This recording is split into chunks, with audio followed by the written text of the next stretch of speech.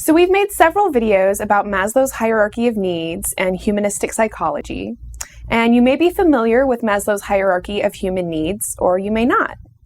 You may also not know that his hierarchy has actually been extended.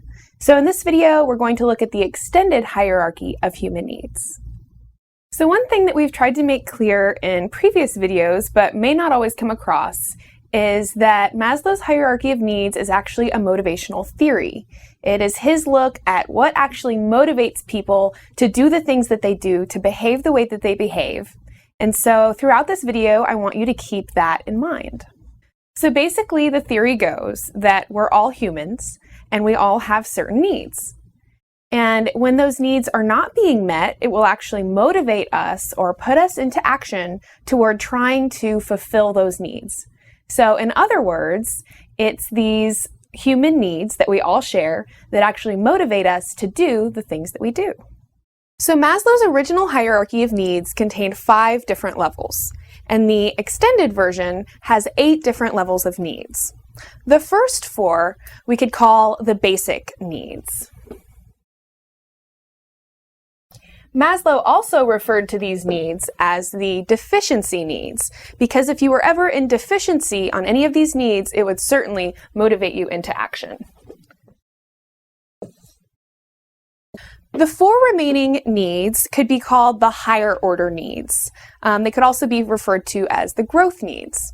Maslow referred to them as the being needs because they deal mostly with self-actualization and actually being the most that you can be.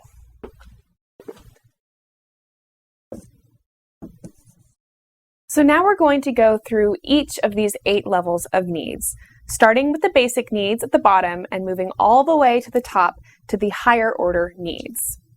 Now, throughout the video, I'm going to cite some examples of ways that I personally, or ways that I've observed others, being motivated by a desire or need to fulfill these various needs. And I would ask that you also kind of think to yourself and maybe even jot notes or comments to yourself of ways that you've seen other people be motivated by a need to fulfill the various needs we're going to talk about. So the first level of the very most basic needs are our physiological needs. So those are the physical needs of our physical body to survive. So that's water, food, are you able to sleep? And it's really easy to see that all of us are motivated by those needs. If we're hungry, we want to eat. If we're thirsty, we'll look for water. If we are swimming in a swimming pool and we run out of air, we're going to swim up to the top as quickly as we possibly can so that we can get to that oxygen and survive. Another example would be to think about a country that has maybe been stricken by a really horrible drought, and there's no food, there's no water. And suddenly, the primary thing motivating you every single day is just a need to find food or find water so that your physical body can survive. Now, Maslow estimated that around 85% of Americans were satisfying those basic physiological needs. I personally would kind of disagree, and we'll get into that in a future video, so stay tuned. But that basically wraps up that very first level, the physiological needs. So the next level that I want to discuss is the safety needs. So that is the need for us to actually feel that we're not in physical danger, to have shelter, to have some sense of security and safety. So some examples of the safety needs would be me last week taking my car to the shop, getting all my tires rotated and tire pressure checked, just to ensure the safety of my vehicle. Another example might be somebody staying in a job that they really dislike, where what would really motivate someone to stay in a job that they really couldn't stand being at every day, except for the safety and security that comes from having that paycheck. This could also correspond to maybe somebody staying in a bad relationship or even an abusive relationship, because there's some sense of security and safety that comes from the familiarity of staying with that person.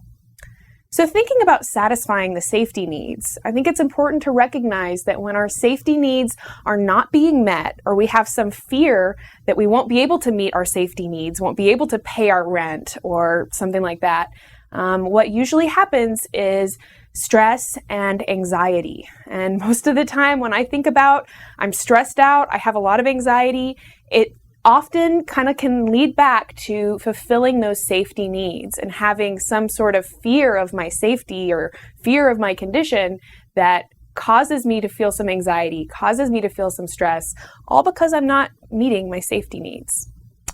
Maslow somewhat optimistically estimated that around 75% of Americans are fulfilling their safety needs. And so let's go on to the next one. So the third level of needs in our basic needs are the love and belonging needs, or social needs. So this is the need for us to communicate with others, to have intimate relationships with others. This is your friends, your family, and your intimate or sexual relationships. This in general is just that need to be social and have interaction with other people. So when your love and belonging needs are not being met, what happens? We start feeling isolated. We start feeling alone. So we're feeling lonely. We're feeling depressed. We start introverting. And for me, when I start getting into a place where I'm feeling like, oh, I don't want to go anywhere. I don't want to talk to anyone. I really I'm feeling anxiety about going into a social situation. I'll just kind of say, you know what, Karina, just chalk it up and get out there. Because once I am in a social situation, or I'm talking with my friends or talking with my family, just that satisfying that very basic need of interacting with someone and communicating with someone, it really does a lot. And I think it's a really important need that we need to remember, this is one of our basic needs, being social, being communicating. Maslow estimated that 50% of people satisfied this need. And that brings us to our next need. Have you ever known somebody who fishes for compliments? Well, it's because they're trying to fulfill the last of the basic needs, and those are the esteem needs. Now, Maslow made an important distinction on the esteem needs. That one part is your reputation, or what other people think of you, and the other part is your self-respect, or what you think of yourself. So a great example of somebody trying to fulfill some esteem needs on the reputation side might be somebody driving a really, really fancy car, or maybe getting a breast augmentation surgery or something like that. Something where they're really trying to affect the way that other people see them. You also have instances where people either fish for compliments or may even invalidate other people to try and make them feel better about themselves. So looking at the self-respect side of this coin, there's a really great saying out there: the people that matter don't judge, and the people that judge don't matter. And I think that's a really important thing to keep in mind here, because ultimately, we have pretty limited control over what other people think of us. There's really not, we have a certain amount of control over how we present ourselves, but the only place we can really exert 100% control is what we think of ourselves and what kind of self-confidence we have, what is our internal environment and the way that we're thinking about ourselves. So Maslow estimated that only about 40% of people are satisfying their esteem needs. And that'll bring us to the higher order needs. So before we move on, let's look one more time at the basic needs. So that's our physiological, safety, love and belonging, and esteem needs. Now, Maslow kind of considered these four basic needs as coping behavior. So when you're fulfilling these needs, you're really at the most basic level of survival and trying to cope with life.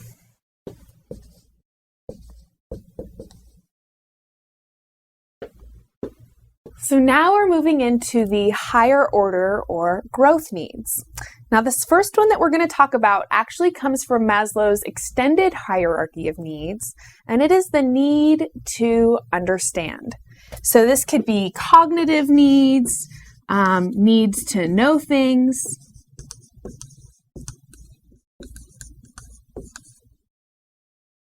and for me, this is something that I can definitely relate with.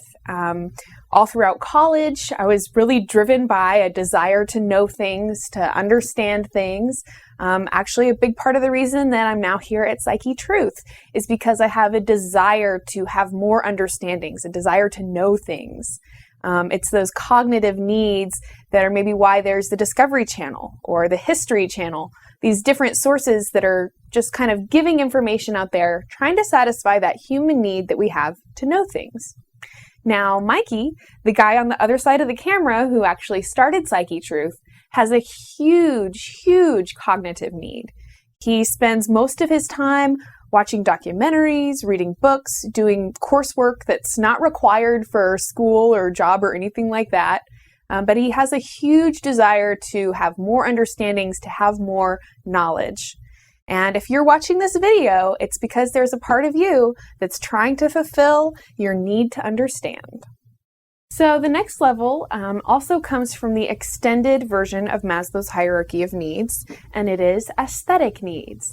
So a need for beauty, order, symmetry, different ways that that's been described. And essentially just that as humans, we have a desire for beauty. And I think that that can be seen in a couple different cases. For me, I find nature and being outdoors just the most incredibly beautiful and aesthetic experience. And I know that I have a personal need to experience that aesthetic beauty on a regular basis. Another example might be Mikey, who is really into photography and creating beauty, creating beautiful things through that outlet. Another might be that I'm really interested in making music. I'm a musician, and so one of the ways that I satisfy my aesthetic needs is to create music and share that with people. People who aren't musicians also will still enjoy really beautiful music, all kind of relating to those aesthetic needs.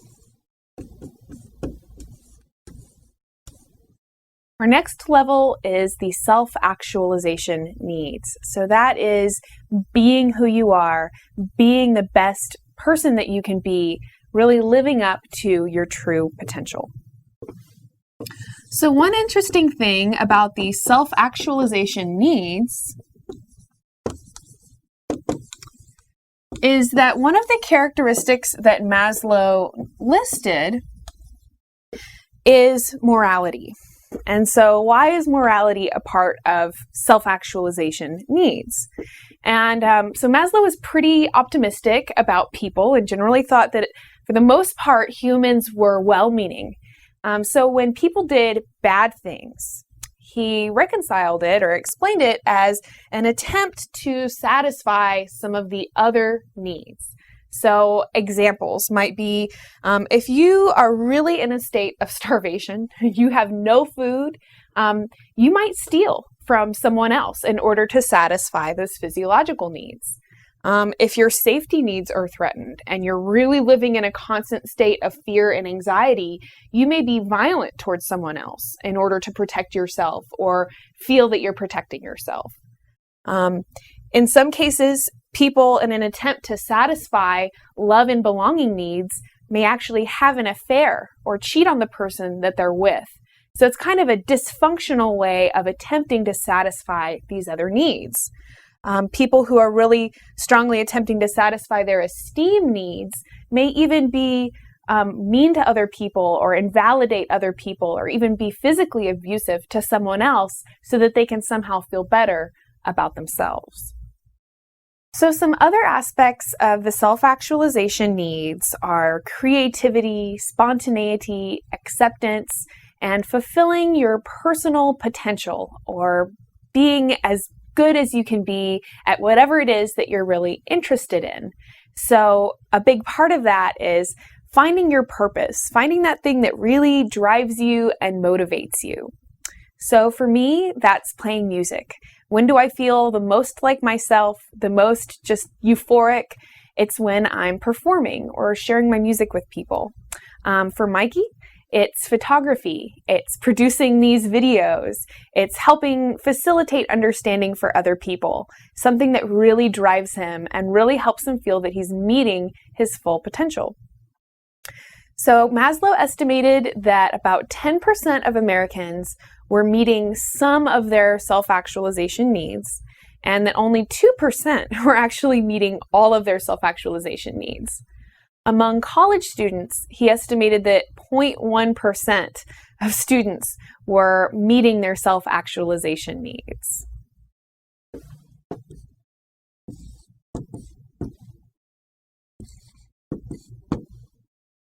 So this brings us to our final level of needs, and that is the transcendence needs.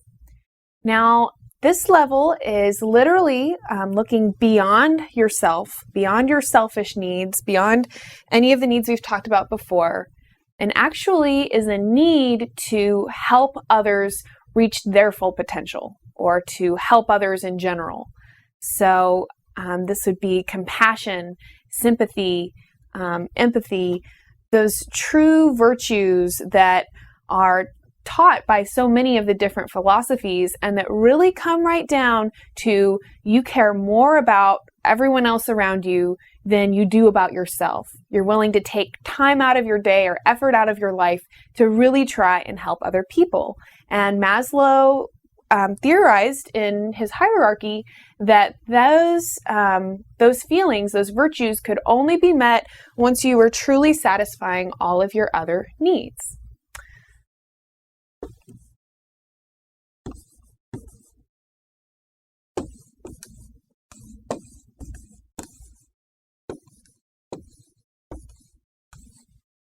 Now, Eastern philosophies are all trying to attain a state of enlightenment.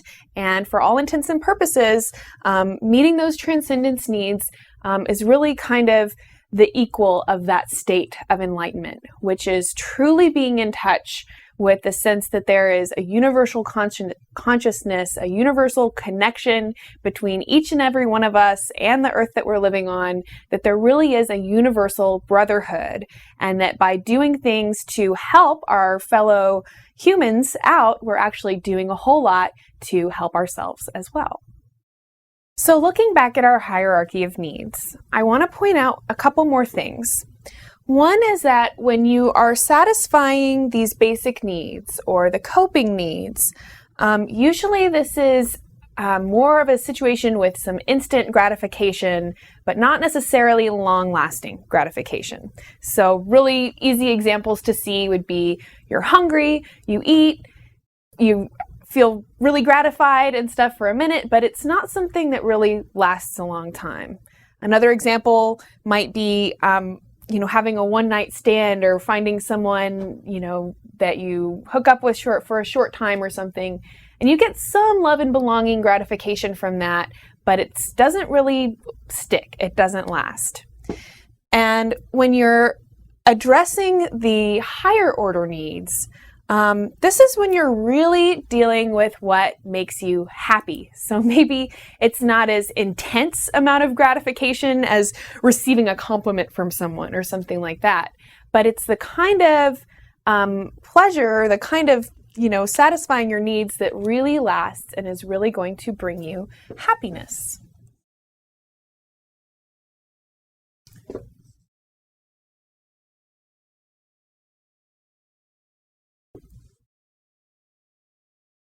So to take that one step further, you could ask yourself, how does it make you feel when you really, really help someone with something? Or how do you feel when you really feel like you've found some purpose and you're really going after your goals and you're really making steps towards reaching your goals? The sense of happiness that you get from those things is just way more meaningful and way more long-lasting than the happiness that you get from having a really delicious meal. Now, even when you eat a really delicious meal, this is a very gratifying experience, but it just doesn't quite compare to how good it makes you feel when you've really helped someone.